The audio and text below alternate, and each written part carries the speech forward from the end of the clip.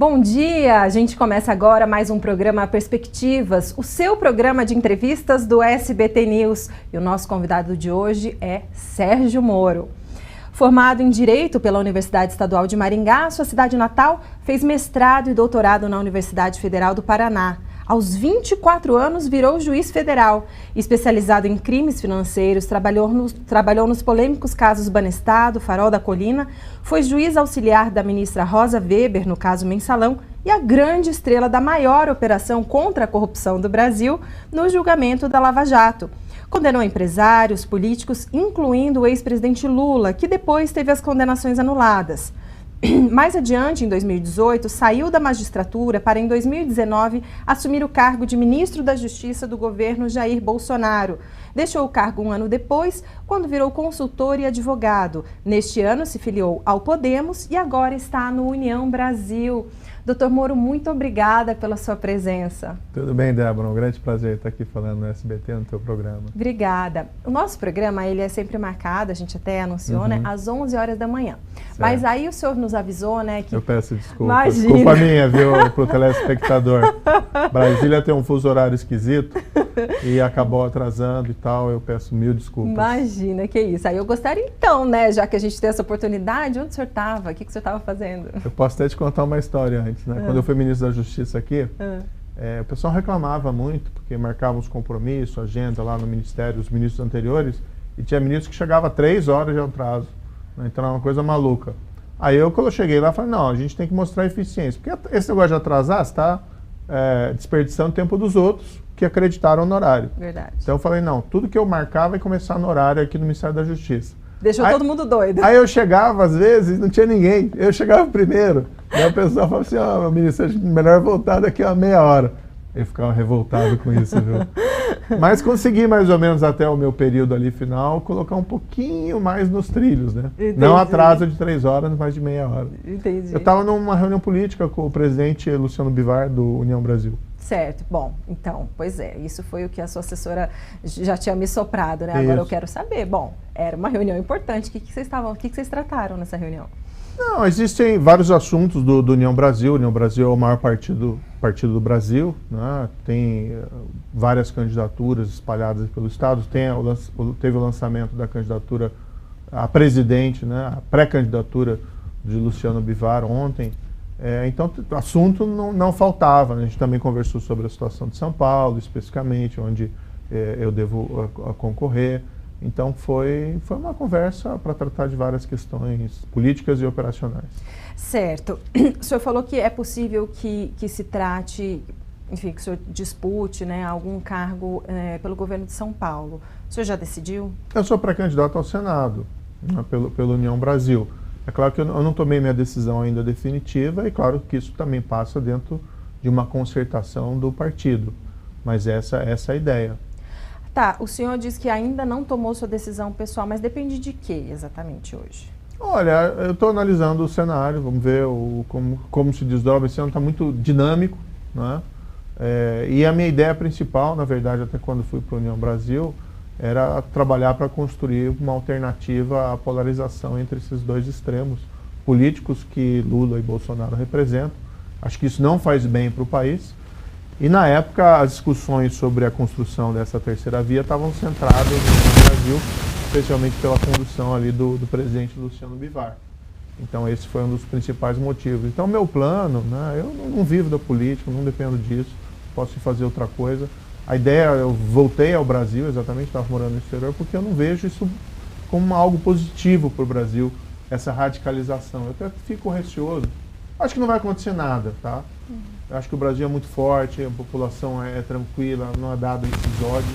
Mas tem uma incitação de polarização, essa lógica de nós contra eles, que começou com o PT, depois com o Bolsonaro, isso radicalizou essa ideia de amigo e inimigo, que não faz bem para a política. Então eu tenho tentado me importar com vamos dizer assim, uma célula de racionalidade. A gente tem que discutir política pública. Cadê a gente falando de controle de inflação que está atormentando as pessoas? Política de emprego, voltar a ter fartura na mesa dos brasileiros. E algo que eu tenho falado quase como uma voz pregando no deserto, A gente precisa discutir segurança pública, a gente precisa discutir combate à corrupção novamente. Que raio de país que a gente está construindo, que o que se discute apenas são esses dois extremos e se vai ter golpe, se não vai ter golpe. Mas assim, para eu entender, o senhor, o União Brasil, né, teve, como o senhor comentou, o lançamento da pré-candidatura do presidente do partido, Luciano Bivar. Ontem o senhor participou do evento. Sim. E tudo. Ele se colocou como pré-candidato à presidência da República. Ele já concorreu antes, enfim, não conseguiu nem 1% dos votos anteriormente em outra eleição. Hoje ele não pontua nas pesquisas. O senhor, quando estava no Podemos, chegou a ter 10 pontos de intenção de voto. Diziam que ali seria o seu teto, mas a gente não sabe, nem tinha começado a pré-campanha ainda. O senhor saiu do Podemos, onde tinha a promessa de ser candidato à presidência, e foi para a União Brasil, não com a promessa, mas com a ideia ali de dialogar. Eu queria entender, como o senhor, que voltou do exterior, o senhor deu uma entrevista antes de sair do Podemos, o senhor deu uma entrevista para a Jovem Pan, lá para Augusto Nunes, e o senhor falou o seguinte, olha, eu até peguei as aspas aqui, deixa eu ver onde eu pus. Peraí, vamos ver, para falar direitinho. O senhor falou assim, desistir da minha pré-candidatura à presidência, seria desistir de mudar o país. Então, assim, o senhor fala na necessidade de discutir controle de inflação, segurança pública. Claro, como pré-candidato ao Senado, se o senhor for eleito como senador, tem muitas discussões das quais o senhor pode participar, promover e tudo mais. Mas, para ser essa célula, esse soldado da democracia, não seria melhor se o senhor fosse o pré-candidato à presidência da República? Olha, eu saí ali do Podemos porque a gente fez uma avaliação objetiva, tenho muito a agradecer ao pessoal do Podemos. Tenho também algumas críticas que eu poderia fazer, mas eu também não vou ficar externando publicamente as críticas que eu poderia fazer, mas a percepção é que nós estávamos ficando isolados. E nessa campanha de isolados 2022, em que sentido? Só isolados politicamente, não estávamos conseguindo construir alianças com outros partidos. Como a gente tem visto, todos os partidos estão caminhando sozinhos, na raia sozinho. Só que uma coisa é um partido grande, como a União Brasil, com uma estrutura partidária, e outra questão é um partido como Podemos, que tem as suas virtudes, mas é um partido menor. Então ali foi um movimento, buscando a construção de algo que fosse viável dentro do União Brasil. Agora, a gente tem que aceitar as condições objetivas ali dentro do partido. Não posso chegar no partido, eu sou o dono da bola e eu faço o que eu quiser com essa bola. Então a gente está construindo, ajudando a construir uma solução, e o que eu quero fazer é continuar participando da vida pública, levantar essas bandeiras que são importantes. Isso eu posso fazer sendo um pré-candidato à presidência, mas posso fazer também sendo candidato a alguma outra coisa, alguma outra posição. Que a gente não pode deixar o país entregue a essa polarização, que não faz sentido. E acho que toda candidatura, né, seja agora em 2022, ou seja o exercício de um cargo público em 2023, em diante, se necessário, vão servir como uma trincheira para a proteção do país contra esses radicalismos. Doutor Moro, mas se fosse para não ser candidato à presidência, o senhor não precisaria dessa grande estrutura de alianças e tudo mais, não precisaria nem ter saído do Podemos se fosse para ser senador. Olha, é que eu posso colocar para você, foi uma opção, uma escolha que nós tomamos, que entendemos ali que naquele momento era necessário para buscar ajudar na construção dessa terceira via.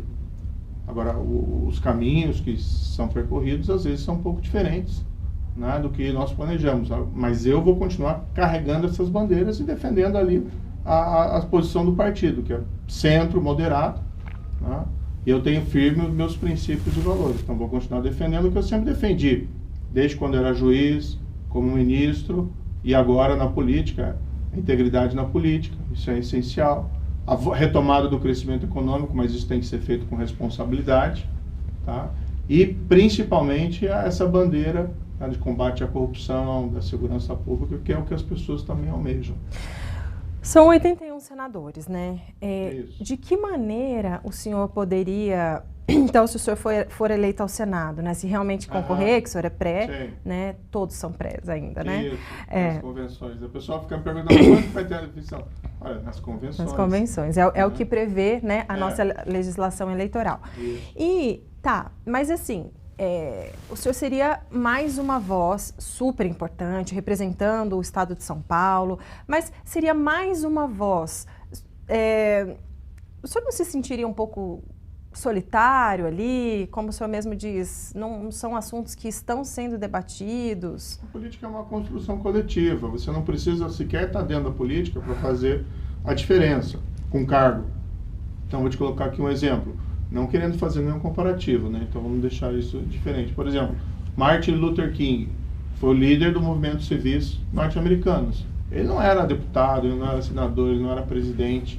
Ele não tinha cargo, mas ele tinha voz e tinha ideia. O Gandhi, mais uma vez aqui, não estou dizendo como comparando a um ao outro, entendeu?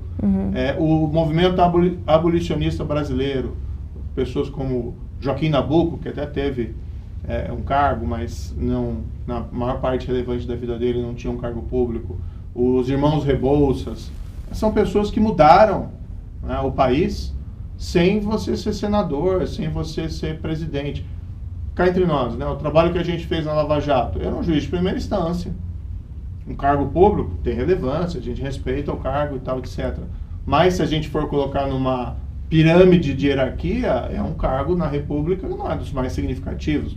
Eu não fiz aquilo sendo ministro supremo, eu não fiz aquilo sendo ministro da Justiça, eu não fiz aquilo sendo presidente da República.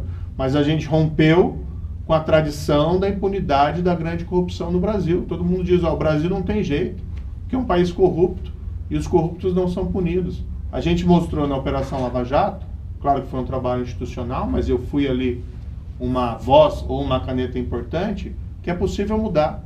Então, assim, onde quer que eu esteja, quer na política ou fora da política, tá? E eu também não estou dizendo que eu vou ser, em qualquer circunstância, candidato, eu vou continuar defendendo as mesmas coisas. E eu acho que eu tenho muito a contribuir para o país. Em quais circunstâncias o senhor não será candidato? Não, isso eu estou colocando assim, a título especulativo, né? O futuro a Deus pertence. Então, assim, vamos falar objetivamente, né? Eu só estou insistindo em relação à candidatura à presidência, porque, assim, eu entendo, né? E, assim, com todo respeito às suas respostas, né? Sim.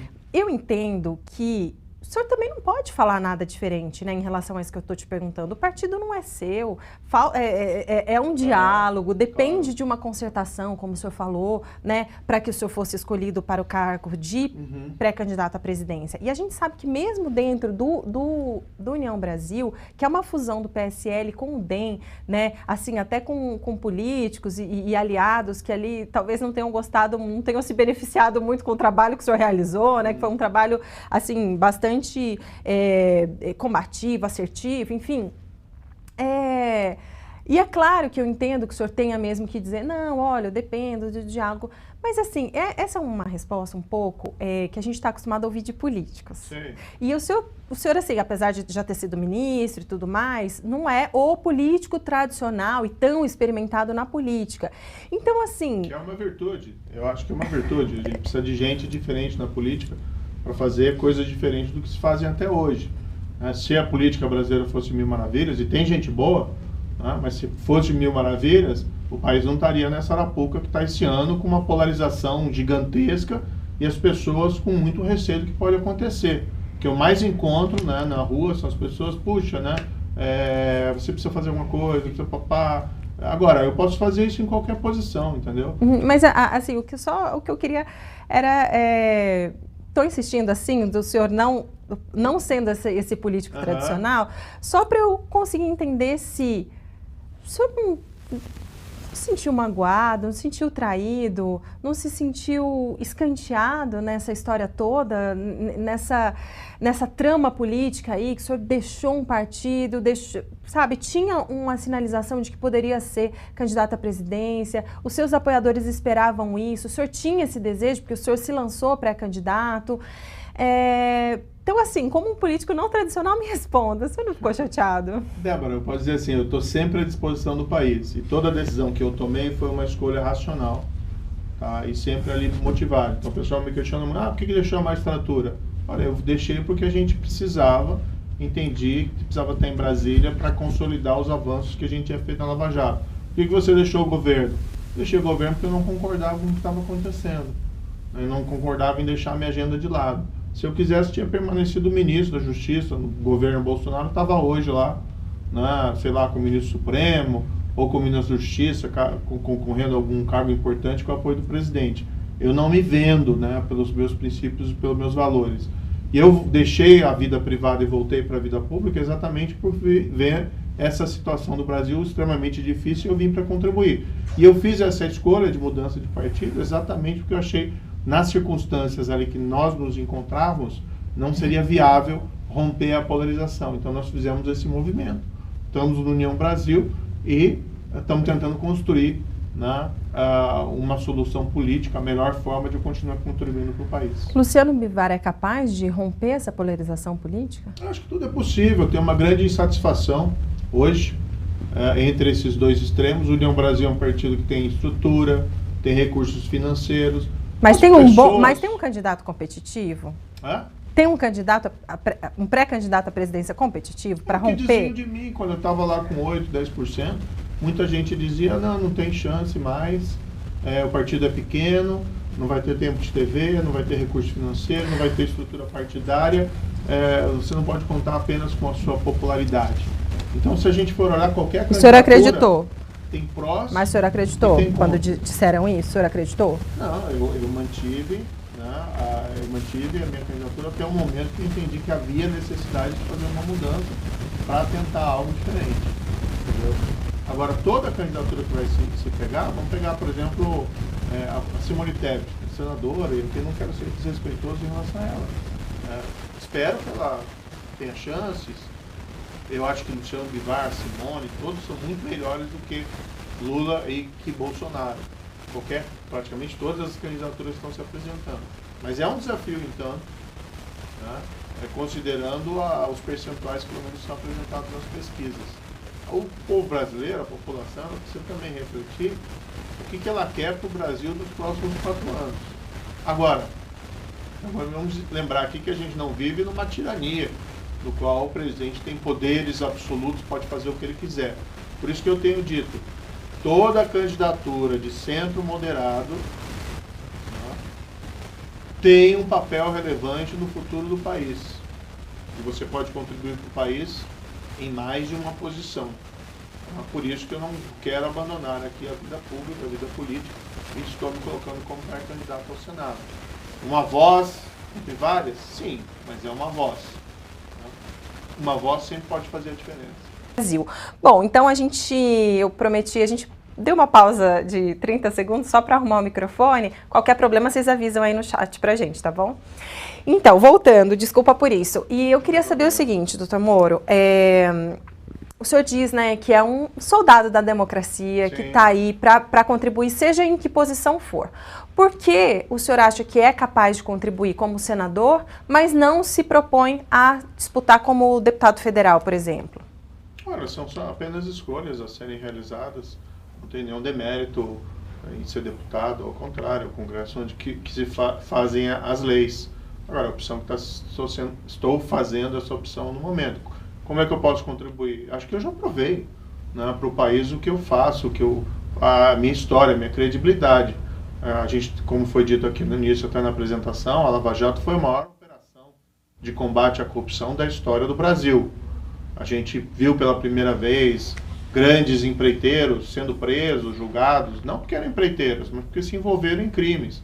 A gente viu grandes políticos, né, pessoas que se achavam acima da lei, também sendo julgados, sendo presos. Não porque são grandes políticos, mas porque cometeram crimes. Então foi algo que a população brasileira até viu como inacreditável na época que aquilo estivesse acontecendo. Então quando vem alguém numa campanha eleitoral dizer assim, olha, eu vou combater a corrupção, eu prometo isso. A pessoa depois é eleita, chega lá, não faz nada disso, e ao contrário, se torna ela mesma corrompida, eu posso dizer, olha, eu tenho uma história, né, eu fiz isso. Porque se eu fosse uma pessoa desonesta, lá atrás eu já teria me corrompido. E eu tenho essa credibilidade. Depois, como ministro da Justiça, né, eu fui lá para consolidar os avanços contra a corrupção. Isso não tive apoio do presidente, então tive que me afastar. Agora a gente conseguiu combater o crime organizado, rigorosamente. Acho que não teve um período do Ministério da Justiça que ele foi mais ativo contra o crime organizado. a gente reformando lei, criando programas, melhorando a investigação criminal, indo para cima também da maior organização criminosa do país, o PCC, lá de São Paulo. Então, já provei também, né, que a gente tem essa coragem, que a gente tem essa ousadia, que a gente tem essa criatividade. Já mostrei o que a gente pode fazer. Então, quando eu me coloco como candidato, o eleitor, né, já me conhece. Sim, entendeu? Sim. Não, a minha dúvida foi mais assim, porque, claro que são escolhas, né, escolhas pessoais, e isso, como o senhor falou, sem demérito, mas por que deputado não e senador, assim, só para eu entender, assim?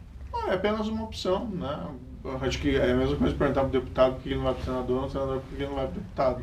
Não, às são vezes... apenas escolhas que são feitas no momento.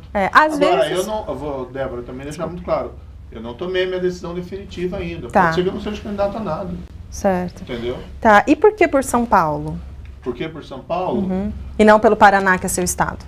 Olha, eu fiz uma opção de fazer essa transferência ali para São Paulo. Acho que posso muito contribuir ali para São Paulo, defendendo não só essas bandeiras nacionais que são importantes para São Paulo, integridade, trabalho, honestidade, mas igualmente defender ali o estado de São Paulo, né? Tem as suas demandas específicas dentro da federação. E eu tenho um projeto que eu quero construir, né? Um think tank, uma organização, um instituto que se discuta a corrupção no Brasil e políticas de integridade. E na minha avaliação, o melhor lugar para fazer isso seria ali por São Paulo, que é o centro econômico do país. Então, unindo um projeto ao outro, claro que são projetos paralelos, uma coisa não está relacionada à outra, mas eu acabei fazendo essa opção.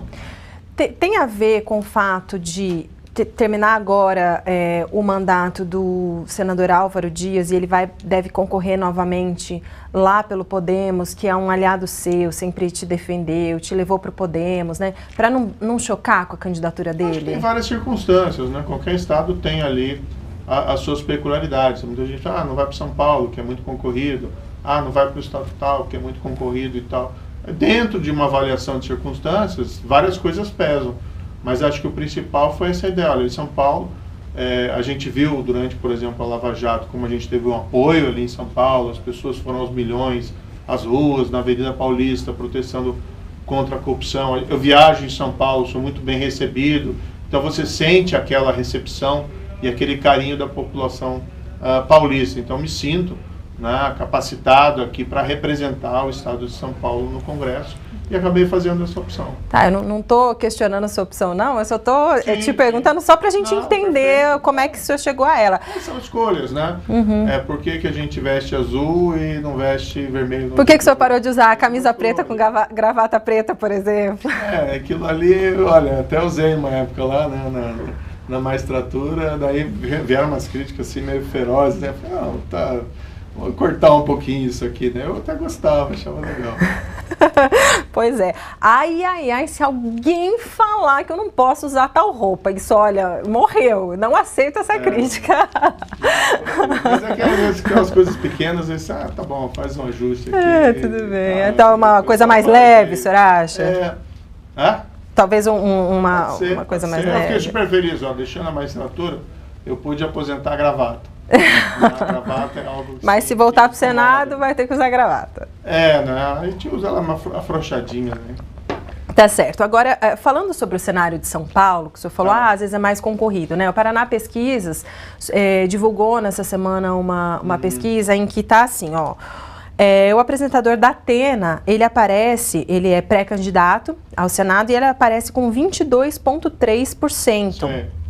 Das intenções de voto. O senhor aparece em segundo lugar, um tanto atrás, com 16,5% pelo União Brasil. Então, de 22,3% para 16,5%. Claro, são pesquisas preliminares, né? Ninguém ainda colocou a campanha na rua, mas é uma vaga só. Isso o da Atena, né? É um candidato... Concorrente, hein? Então pode falar bem dele aqui. Não, eu falo bem sim. Como um grande apresentador que ele é, claro. Não, eu sei. Nada pessoal. Eu sei. Não tem ainda. Tô brincando. Mas assim, é um grande concorrente, né? Uma pessoa famosa, combativa, é bem conhecida, as ideias dele são bem conhecidas. Então, assim, A entrada dele não balança um pouco aí as suas ideias? Não estou preocupado com isso, né? No fundo, nem foi definido ainda se ele vai ser candidato, se eu vou ser candidato, se quem está nessa lista, nessa pesquisa vai ser candidato. Essa pesquisa, no momento, tem muito de acho que fulano vai ser candidato. Mas certamente, quando tiver a lista definitiva de candidatos lá, deve ter aí grandes diferenças a serem verificadas. Acho que o mais importante é você defender suas bandeiras, entendeu? Você ter a coerência. Quais serão as suas bandeiras? Pública. Olha, principalmente agora o que a gente precisa? Integridade na política. O que é integridade na política? O que é integridade na política? E como é que defende isso? Lá como é que é? O Ulisses que dizia não roubar, não deixar roubar, punir quem roubar. Porque esse dinheiro, né, que a gente vê desses desvios, às vezes parece uma coisa assim abstrata. A Petrobras foi lesionada lá em 18 bilhões de dólares, 18 bilhões de reais, custo da corrupção. Eles estimaram lá em 6 bilhões de reais em 2015, mas o valor foi muito superior a isso.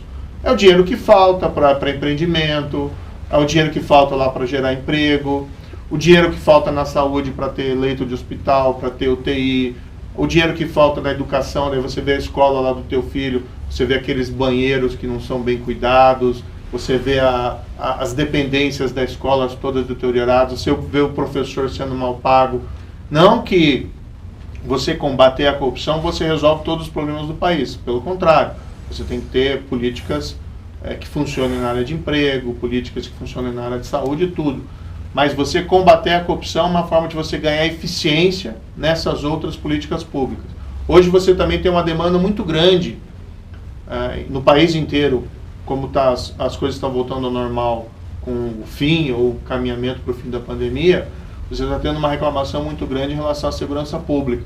Pessoas sendo assaltadas, voltaram a circular nas ruas, e isso tem gerado ali um grande sofrimento. Então a gente tem que discutir segurança pública. Quero falar sobre esse segundo tema de segurança pública, mas só em termos práticos para eu entender. Então o senhor fez um diagnóstico, né, de como a corrupção, como ela afeta, na verdade, o bem-estar das pessoas, enfim, o senhor tem esse diagnóstico. Mas de maneira prática, como é que o senhor pode, agora que o senhor não é mais magistrado, como é que o senhor pode, se for eleito senador, por exemplo, como, em termos práticos, o que o senhor pode fazer para essa questão de combate à corrupção? Termos práticos. Eu posso defender a modificação de várias leis. Por exemplo, a gente precisa do fim do foro privilegiado. Privilégio de político. O senhor tentou como ministro, mas foi ali boicotado, né? Sim, mas a gente tenta de novo até a hora que a gente consegue. Tem que persistir. A gente tem que voltar à execução em segunda instância, execução da condenação em segunda instância. O processo ter um fim mais rápido e com um resultado que faça com que as pessoas arquem com as consequências de seus atos. E aí não é só corrupção, é questão de outros crimes. Como ministro, eu consegui lá aprovar a lei que dizia condenado pelo tribunal do júri, vai preso, já a partir da sentença do juiz de primeira instância, independentemente de prisão preventiva ou coisa assim. Então foi um avanço. A Câmara ainda colocou lá que a pena tem que ser acima de 12 anos, coisa parecida, mas foi um avanço. A gente tem que colocar a mesma coisa para os outros crimes. Não faz sentido alguém ficar esperando uma década ou 20 anos para ser julgado de um crime e responder pelos seus atos. Por isso que a gente vê esse aumento da criminalidade. A gente tem que garantir a autonomia da polícia judiciária, seja da Polícia Federal, seja das polícias civis. O que a gente vê hoje nos estados e mesmo no governo federal, os policiais sem coragem para poder investigar crime, por exemplo, de corrupção. Porque quando eles vão fazer isso, eles são afastados, sofrem interferência. Então tem que ter uma lei de proteção ao delegado de polícia, ao diretor da Polícia Federal, por exemplo, com mandato fixo, para que ele possa realizar o seu trabalho. A questão dos whistleblowers, que são os famosos assopradores de apito, as pessoas que fazem denúncias, né? A gente conseguiu aprovar uma lei como ministro da Justiça, foi aprovada a lei, até hoje ela não foi regulamentada. Como senador, você tem um poder maior para cobrar isso da administração pública federal, que é basicamente você ter um programa de proteção a esses denunciantes. Não a pessoa cometeu um crime, é uma pessoa que sabe um crime, mas tem medo de comunicar, por quê? Porque ela sofre retaliação. E até prever um programa de recompensa, né, de 5%. Veja, quando eu fui ministro da Justiça, a gente teve a maior queda histórica dos indicadores criminais do país. Assassinatos caíram 22%. em 2019 em comparação com 2018. Menos 10 mil brasileiros assassinados. Por quê? Porque a gente fez uma série de políticas públicas lá que contribuíram para isso. Deve ter tido outras causas? Deve. Mas eu tenho certeza que o enfrentamento que a gente fez do crime organizado e as políticas que a gente montou, confiscando bem de criminosos, isolando lideranças criminosas em presídios federais, criando lá a Rede Nacional de Perfis Genéticos, que é um instrumento poderoso para a elucidação de crimes, tudo isso ajudou. Como senador, ou como qualquer outra posição, você vai defender as mesmas políticas públicas. E outras, né? Podemos avançar. Eu te interrompi, né? O senhor, no começo da nossa conversa, o senhor falou a respeito da importância de falar sobre a situação econômica do país. Sim, também. Quais propostas o senhor tem para essa área? Ora, nós precisamos aqui, o principal hoje diagnóstico que está atrapalhando a vida dos brasileiros é a perda do poder aquisitivo, que a pessoa sente quando vai no supermercado, o dinheiro que ela comprava produtos no mês passado já não compra a mesma coisa esse ano. Tá uma inflação, ano passado foi de mais de 10%, esse ano já estão apontando para 8%, mas ninguém sabe exatamente onde vai chegar. Precisa ter, primeiro, controle, né, responsabilidade fiscal. Isso não significa economizar com quem mais precisa, ao contrário, você tem que economizar com gente que não precisa e aumentar gastos àquelas pessoas que mais precisam. Mas você tem que ter um controle, porque senão você arrebenta as contas públicas e a resposta para isso acaba sendo muitas vezes a inflação. E a gente já viu esse filme antes, né? Eu vi, você deve ter visto, né? Lá na década de 90, década de 80, o descontrole, como isso perturbava a vida das pessoas. Veja que a Argentina, do nosso lado, está com inflação de 50% ao ano. Imagina se a gente chegar nesse nível.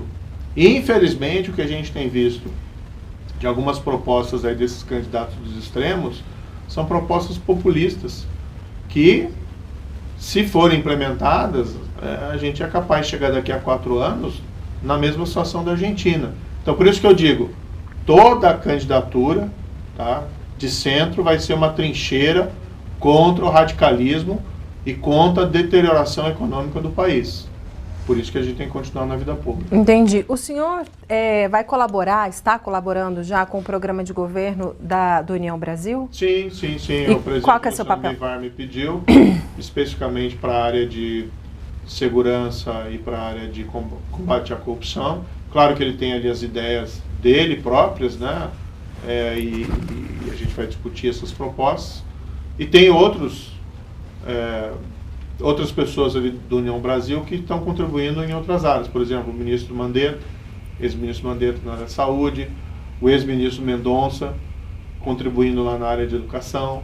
Então tem um time extremamente qualificado que pode dar subsídios aí a um bom programa de governo. O que o senhor já está fazendo na sua área de colaboração?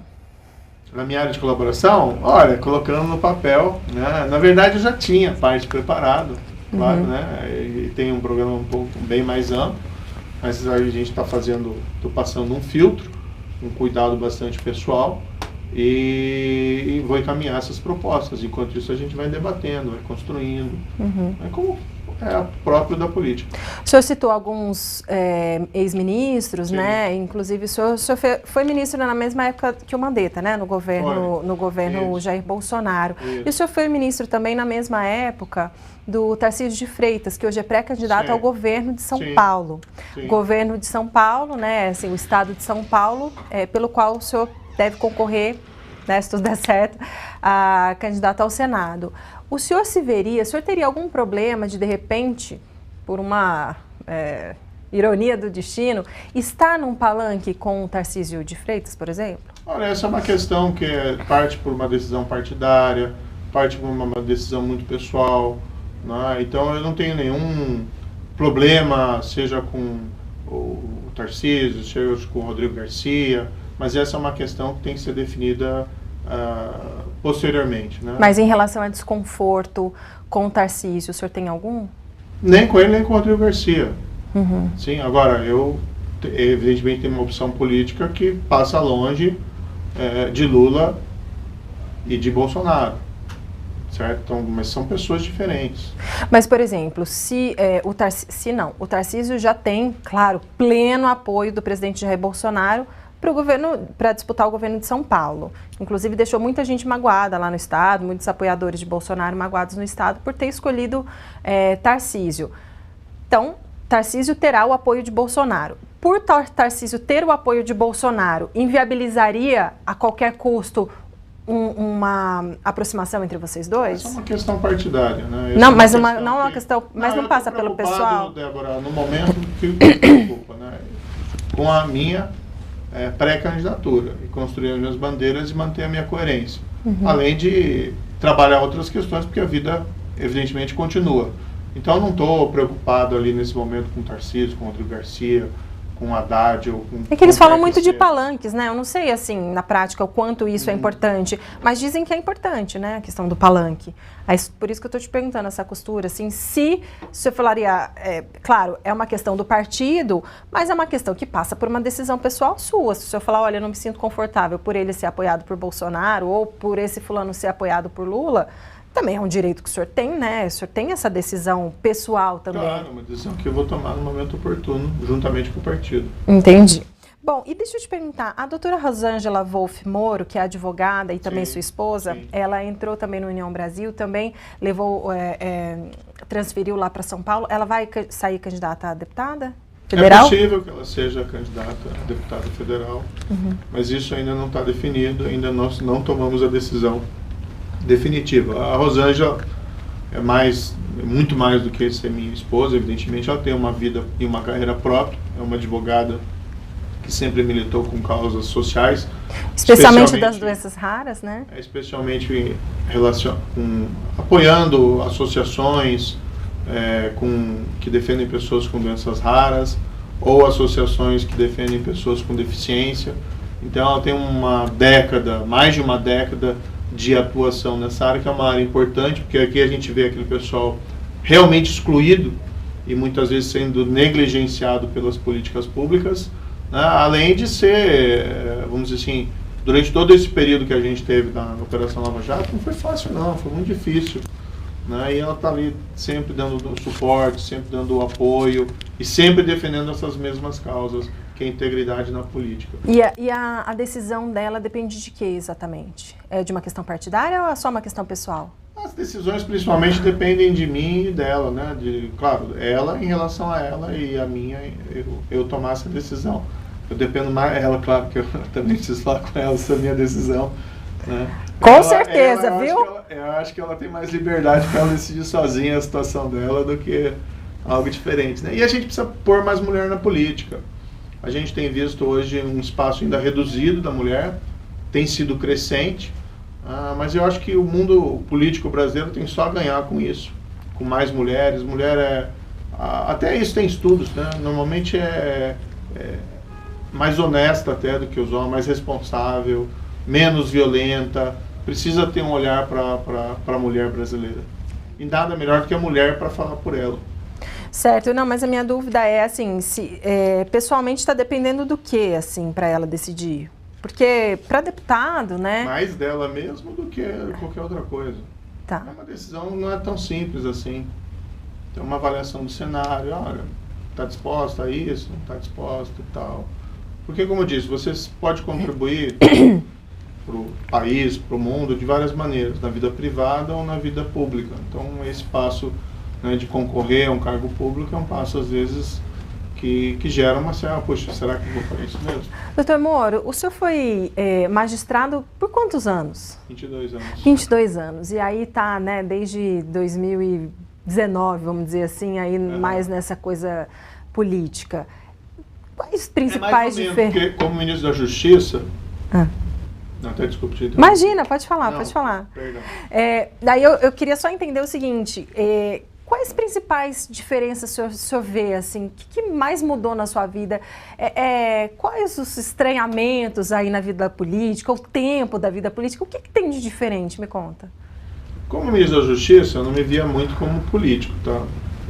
Inclusive a imprensa me colocava como um dos quadros técnicos dentro do Ministério do presidente Bolsonaro. Claro que o ministro da Justiça, ele vai fazer política também, porque ele tem que, né, por exemplo, negociar no bom sentido com o parlamento, com outros agentes políticos. Mas eu me via mais como um quadro técnico ali dentro. Agora, né, não vou também falar assim, não sou político. Não, você está na política, está querendo concorrer a algo, é evidente que você tem que fazer política. Olha, como juiz eu posso dizer assim, eu falava menos. Como polícia tem que falar mais. Tanto que como juiz eu acho que dei 2 entrevistas no máximo. Tinha muita demanda, né, para falar. Eu lembro que acho que a primeira entrevista que o Lava Jato começou em 2014, eu dei uma entrevista acho que em 2016, no segundo semestre, acho que para o Estadão, na época, por um grande jornalista, o Fausto Macedo. Um querido que eu admiro, gosto e trabalhei com ele no Estadão também, adoro. Então, e depois acho que alguma ali mais adiante e tal, não me lembro, não fiz uma contagem, né? Eu contei. A minha que eu pedi quando eu estava na situação, o senhor não me deu, mas tudo bem. A gente está reparando, purgando essa mora agora, vamos lá. Mas é que na época a gente não falava com quase ninguém, sabe? Era muito raro. Porque assim, cá entre nós, não é muito próprio para o juiz ficar dando entrevista. Eu sei que tem alguns juízes que são bem loquazes aqui, gostam de dar muita entrevista, né? E às vezes não dá para condenar também, porque tem uma demanda da sociedade. Mas na época a minha política era praticamente não falar só no processo. Agora é diferente. Agora, por exemplo, se eu vou defender lá, a gente tem que acabar com o foro privilegiado. A gente tem que melhorar a vida das pessoas, a gente tem que ter programa de proteção a denunciante. Você tem que convencer, você tem que falar, tem que expor as suas ideias, para as pessoas fazerem as avaliações necessárias. E depois, né, se você eventualmente for de fato eleito, você tem que convencer os seus pares, né? A política é uma produção coletiva. Mas essa coisa do diálogo, né, que está sempre dialogando, o cenário está de um jeito, te chamam para uma coisa, depois a hora que você vai ver, depende de tanta gente, o cenário muda. Isso não é um pouco angustiante?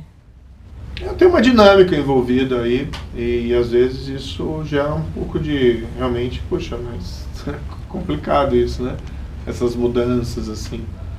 Mas faz parte do jogo, me parece. Né? É como um rio que você vê, nunca vê as mesmas águas, elas estão sempre passando. Tá.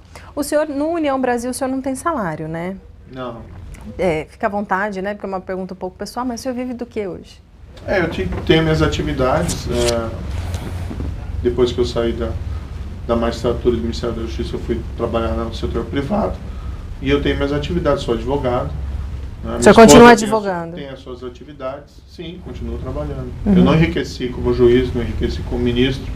E também não enriqueci na vida privada, não teria nada de errado. Mas eu tenho uma vida normal, né, como todo brasileiro. Não estou naquela posição de simplesmente parar de trabalhar.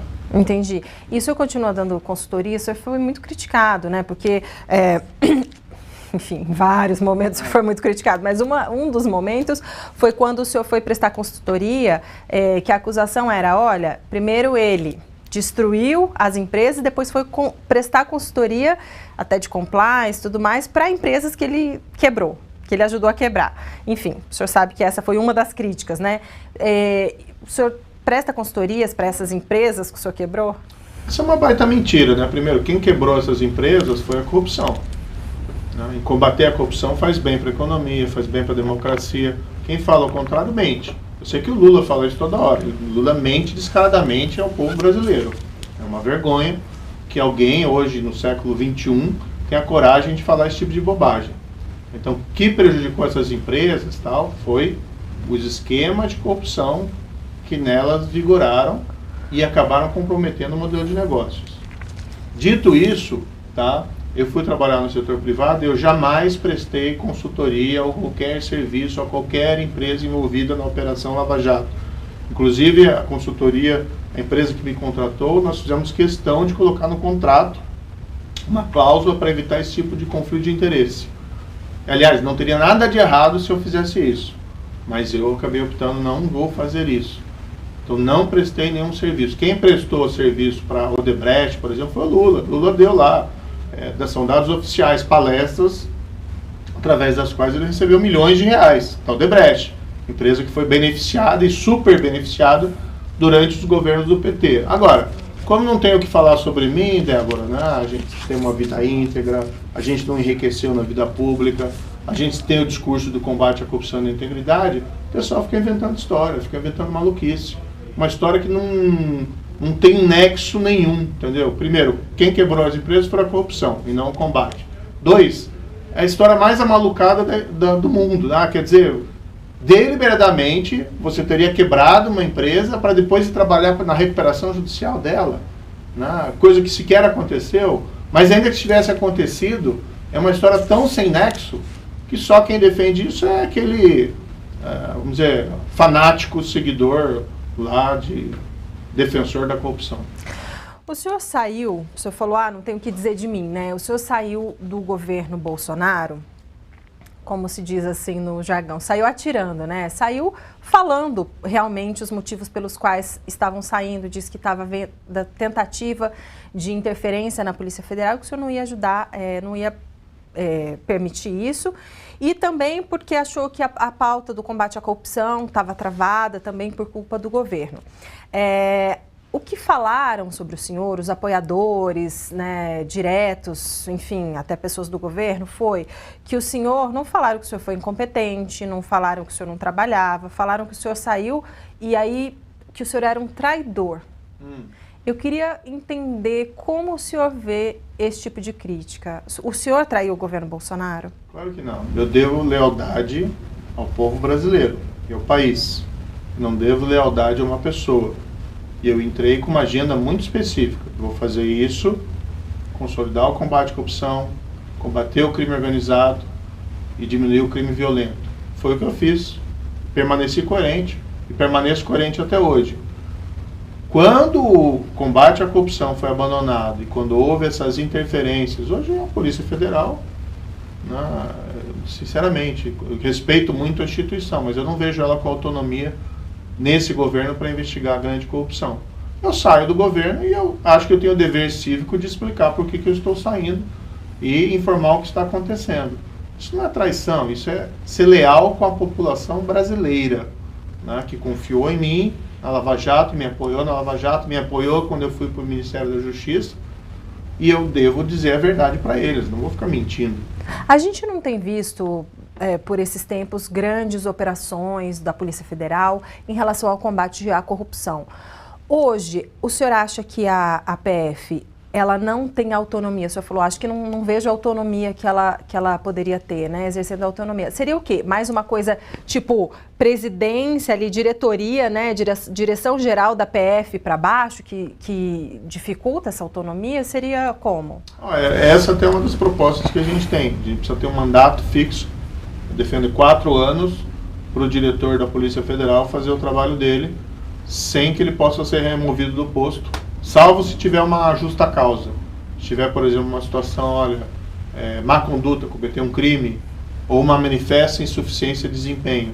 Aí você pode prever uma comissão de pessoas, alguém do Judiciário, alguém do Legislativo, alguém do Executivo, alguém da própria corporação da Polícia Federal, ou quem sabe até um corpo técnico da Polícia Federal, para fazer essa avaliação. Se ele sai ou fica, se tiver uma decisão por exemplo, do Presidente da República para trocá-lo, ou do Ministro da Justiça. Porque quando você não tem isso, você tem hoje, por exemplo, 4ª substituição do diretor da Polícia Federal. No governo Bolsonaro. No governo Bolsonaro. Você vê depois notícias de delegados, superintendentes sendo transferidos, algumas situações assim que se fica um pouco preocupado dos motivos. Isso gera intranquilidade, porque o policial que vai fazer uma investigação envolvendo alguém muito poderoso, seja economicamente ou seja politicamente, ele tem que ter autonomia. Mas ele não pode ser uma autonomia suicida, tem que ser uma autonomia que ele possa exercer seu papel e ser protegido contra eventual interferência. Então a grande pergunta é, como que a gente melhora o quadro institucional? Olhando para o futuro. Por isso que a gente precisa ter esse tipo de proposta e pessoas defendendo isso no Congresso, no Executivo. Tá, mas assim, a sua avaliação sobre isso, o senhor até avançou, né, tá até falando da proposta, mas a sua avaliação do momento hoje, o senhor acha que os policiais federais, eles se sentem um pouco com dificuldades ali para trabalhar? Eu acho que o combate à corrupção no país estagnou. Por quê? A gente teve um grande avanço na Operação Lava Jato, e hoje ele está estagnado. Por culpa de quem? Por culpa, na verdade, é que tem uma parcela de culpa nos 3 poderes, a gente tem que dizer a verdade. o Supremo Tribunal Federal, ou parte do Supremo Tribunal Federal, proferiu decisões que prejudicaram o combate à corrupção.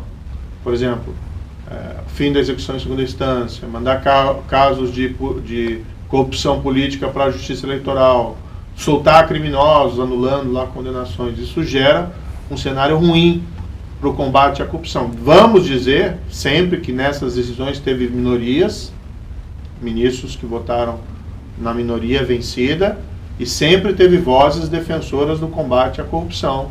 Por exemplo, o próprio presidente do tribunal, o ministro Luiz Fux. Mas o Supremo Tribunal Federal proferiu decisões lamentáveis que enfraqueceram o combate à corrupção e reflete no trabalho do policial. Motivados pelo quê? Hã? Motivados pelo quê? Perguntar para eles. Eu acho que são decisões infelizes. Né? Mas o que? Erro? Algum objetivo de chegar a determinado... a essa situação? Acho que é uma pergunta que tem que ser feita a eles aí, Débora. Eu não sei dizer os motivos. Eu sei dizer que as decisões foram ruins para o combate à corrupção. Por exemplo, mandar soltar todos aqueles criminosos com o fim da execução da condenação em segunda instância. Soltar criminoso é bom para a segurança pública, é bom para o combate ao crime? Não, é péssimo. Né? Agora a culpa é do Executivo, que a gente falou agora do Judiciário. Aí, sim, culpa do Congresso também. Tá? Aprovou algumas leis que enfraqueceram. Aquela nova lei de abuso de autoridade, a reforma da lei de improbidade, enfraqueceram. Quando o país deveria caminhar no sentido contrário, de avançar, e não de enfraquecer os mecanismos de controle. E o Executivo, por exemplo, quando ele faz essas trocas sucessivas, tá, no comando da Polícia Federal, ele enfraquece a instituição. Né? Aliás, foi o motivo que eu saí. Né? E o governo acabou não dando o apoio necessário que a gente tinha para a agenda anticorrupção, era essencial. Então eu vou repetir a pergunta que eu fiz em relação ao Judiciário. Como o senhor estava lá dentro do governo, lá do Executivo, talvez o senhor possa ter algumas dicas, alguns palpites. O que motivou o chefe do Executivo a tomar essas decisões? Isso tem que perguntar para ele. Ele já deu declarações públicas a esse respeito. Né? Mas essa é uma pergunta que você tem que direcionar a ele. O senhor nunca perguntou? O senhor que era como é que fala? Funcionário ali, né? Fugiu a palavra. Mas o senhor que estava lá com ele, que era subalterno, o senhor nunca perguntou por quê? Eu nunca fui. Tá. Eu sempre estive lá para contribuir para o país, a convite. Não estive lá para servir ninguém. Tá. Presidente, quem serve as pessoas, não está num reinado, né? No império, com um tirano, aí não. Tá, então desculpa, como funcionário ali, o senhor nunca perguntou, por que o senhor está fazendo isso para o presidente Jair Bolsonaro? Ele era seu chefe. É uma questão, Débora, que a gente tem um período eleitoral. A gente tem que chegar para os dois candidatos que estão liderando e fazer as perguntas certas, né? Por que trocou tantas vezes o diretor da Polícia Federal? Por que o Moro teve que sair do seu governo? Por que você não apoiou isso? Por que você apoiou aquilo? As alianças que foram feitas. E tem que perguntar para o outro lado, né, do ex-presidente Lula, o que aconteceu na Petrobras lá, né? O que aconteceu na época do Mensalão? Aquilo não aconteceu, a invenção da imprensa, foi a Globo, a SBT, a Bandeirantes que inventaram tudo aquilo, os 100 milhões de dólares que o gerente da Petrobras devolveu, veio da onde? Ele disse que o PT ficou com 300 milhões de dólares daquilo, que aquilo é só uma parcela. Ele explicar a relação dele com a Odebrecht, o que são essas palestras. Eu acho até engraçado. Me cobram por um serviço que eu não prestei, não me denunciam fraudulentamente por um serviço que eu não prestei para a Odebrecht, nunca prestei serviço. E aquilo causa um escândalo. Cadê a explicação do Lula para as 8 milhões de reais que ele teria recebido em palestras da Odebrecht, para o sítio de Atibaia, que ele usava como se fosse dele, que a Odebrecht foi lá e reformou, que a OAS foi lá e reformou? Quais são as explicações? E tem que perguntar para eles qual que é a visão de futuro deles do país. Tudo bem, a economia é essencial, concordo com isso, mas a gente sabe que, por exemplo, combater a corrupção, além de falar importante a alma dos brasileiros, também é importante para o bolso. Porque a corrupção ela deteriora a economia. O que eles pretendem fazer a esse respeito? Vai voltar à época dos escândalos de corrupção lá do PT? Ou vai continuar nesse marasmo do governo Bolsonaro, que não se avança nessa pauta? Acho que essas perguntas têm que ser feitas a eles. E também o senhor recentemente, né, se tornou, queria saber em que pé que está essa ação que o senhor se tornou réu, justamente uma ação coletiva, né, e que pede que o senhor ressarça, sem determinar os valores ainda, né, mas que o senhor ressarça por eventuais perdas que o senhor possa ter causado à Petrobras. Em que pé que está? O senhor já chegou à citação? Como é que está? Essa é uma piada do PT, né? Na verdade, eu digo que essa ação popular diz muito mais sobre o PT do que diz sobre mim. Então, a lógica dessas pessoas que assinaram, são os deputados do PT, a lógica dessas pessoas que assinaram é a seguinte: combater a corrupção faz mal à economia do país. Essa é a lógica deles. Então, 2014, 2015, 2016, aquela recessão provocada pela Dilma, pelas políticas econômicas equivocadas da Dilma, eles querem inverter a lógica e dizer, não, foi o combate à corrupção que prejudicou. Se a gente for votar os relógios lá em 2014, 2015, vamos lembrar, a Petrobras quase quebrou. Ela não conseguia publicar o balanço de 2014, publicou lá com meses de atraso e reconheceu perdas. A Petrobras oficialmente reconheceu perdas de 6 bilhões de reais, que aliás foi o valor que ela conseguiu recuperar através da Lava Jato, divulgou uma nota esse ano. Tá? Juntado a essa corrupção desenfreada na Petrobras, a construção daquelas refinarias, absolutas suspeitas de superfaturamento, a refinaria Abreu Lima, ela foi orçada inicialmente em 3,5 bilhões de reais. Em 2014, antes de começar a Lava Jato, ela já tinha custado 18 bilhões de dólares. Né? Tem estudos da FGV que apontam que que ela é o refino de barril de óleo mais caro do mundo, em comparativo com refinarias construídas no mesmo período, e 5 vezes mais do que o segundo lugar. Então, assim, é um absurdo que eles tenham tamanha inversão de valores e propõem uma ação dessa espécie. Na verdade, sim, eu também não me tornei réu. O que acontece é o seguinte: o juiz recebeu a ação, cite-se. Ele não faz um juízo de valor a respeito do conteúdo. Mas quem que cita? Não cita o réu? Não é o réu que é citado? Mas se a gente for falar em direito, né? Você falou que faz direito. Faz direito. Você tem no direito autor e você tem réu. Né? Então são termos técnicos. Não tem um juízo de valor. Réu, você é culpado. Não. Claro. Não, absolutamente. Então, não tem mas ele poderia ter recusado ali. Não tem nenhum juízo de valoração. Ação civil é diferente. Ação penal, quando propõe, o juiz recebe uma denúncia. Normalmente ele tem que verificar se tem alguma probabilidade de processo, se tem justa causa, vamos colocar assim. No penal. Na ação popular não tem nada disso. Então é simples. Eu estou tranquilo em relação a isso. Até me manifestei, né, sobre isso. E como eu digo, essa ação popular diz muito mais a respeito do PT e do Lula, completa inversão de valores que eles têm, do que propriamente em relação a mim. Então, estou tranquilo. Tá certo. Bom, a gente já está assim, esgotado, mas só a última, só para a gente encerrar aqui. Então, eu quero que o senhor me fale qual é o seu ânimo para se tornar candidato ao Senado por São Paulo. O meu ânimo? Olha, como eu disse, eu quero contribuir para o país, continuar contribuindo para o país. Acho que posso contribuir de diversas maneiras, seja na vida privada ou seja na vida pública. E estou me colocando nessa posição de pré-candidato. Mais uma vez, eu sou candidato. A gente é candidato depois das convenções. Você ainda precisa de um sim do União Brasil sobre isso? O senhor ainda precisa de um sim? Essa é uma decisão que tem que ser feita por mim, em primeiro lugar, e dentro também do partido. Evidentemente, eu não estou falando aqui ao Léo. Claro que a gente já tem consultas lá dentro, já tem toda uma discussão ali dentro em torno disso, certo?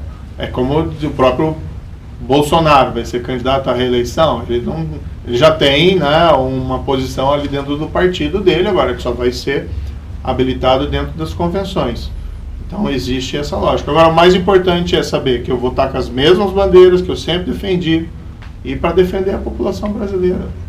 Acho que a gente precisa ter credibilidade para levantar certas bandeiras. Dr. Sérgio Moro, muito obrigada pela entrevista. A nossa ideia hoje era realmente a gente olhar para frente, fazer um diagnóstico do momento e olhar para frente. Muito obrigada por essa conversa, obrigada pela sua presença. O senhor veio correndo, mas conseguiu estar aqui. Muito obrigada mesmo. E a você pela sua audiência que nos acompanhou.